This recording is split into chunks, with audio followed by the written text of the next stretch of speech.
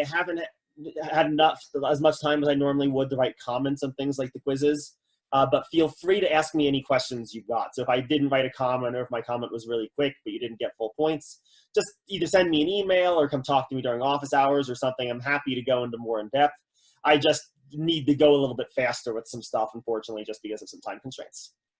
So that was the only thing I noted on the reductios. Any questions about that quiz or anything people want to in particular go over?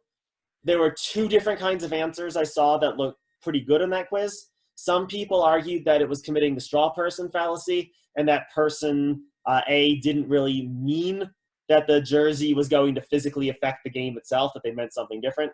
In principle, that answer was fine, but what I needed you to say specifically, what did person A mean if that's not what they meant? If person B was misrepresenting them, you needed to sort of be specific. How were they misrepresenting them? What did person A really mean? The other answer I saw that was good was that the argument was was a good reductio argument. It didn't commit any of the fallacies. And again, what I needed to see there was sort of in-depth, why have we avoided straw person? Why have we avoided slippery slip? Any questions about that quiz? All right, good. What we'll do today, we're pretty much entirely just going to do group work today. My guess is, at least if the last time was any indication, we'll need pretty much the whole day to get through the 4 questions. So you all should have received the Word file with the link that contained the group activity for the day. In terms of sort of instructions about how to do this particular group activity, there are basically 2 different kinds of answer you can give to these analogy questions. Right? I'm asking you to determine what similarities are relevant between the analogs and what similarities are sort of not relevant between the analogs, similarly with the dissimilarities as well. Right? As a result, you need to know a little bit of background information about the topic that's being talked about, and you might not always have that background information.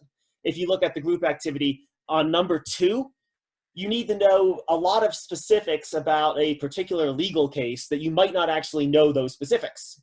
If you don't, that's fine. There's sort of 2 different ways you can answer this question.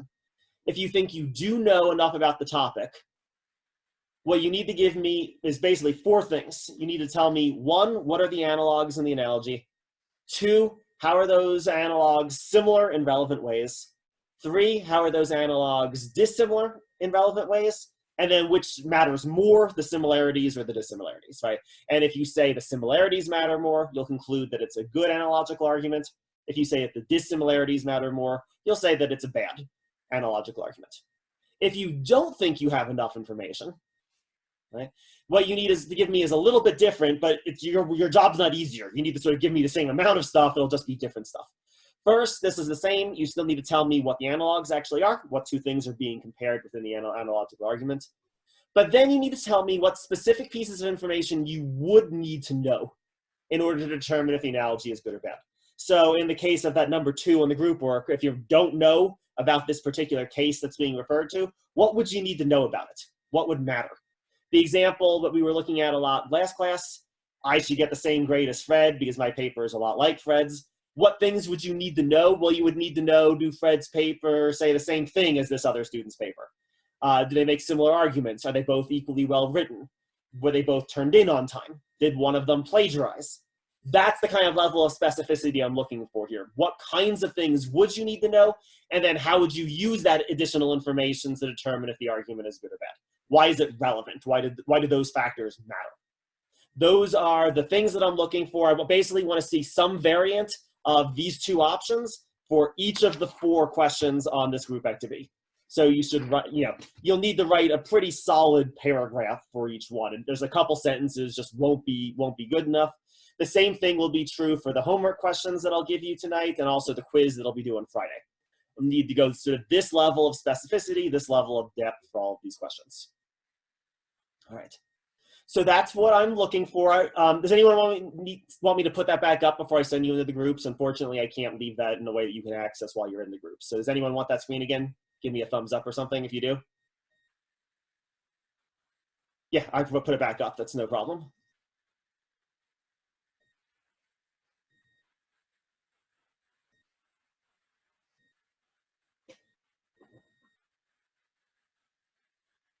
While you're doing that, I will continue to add people into their groups.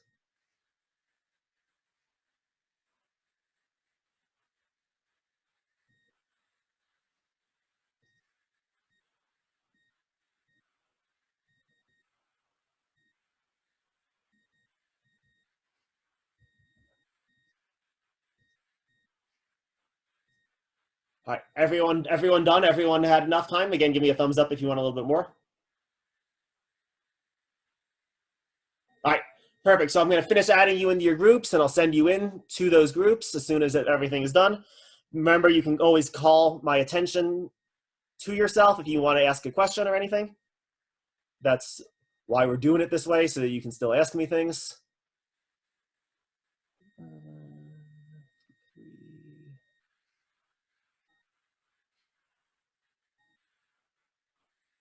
Group 3.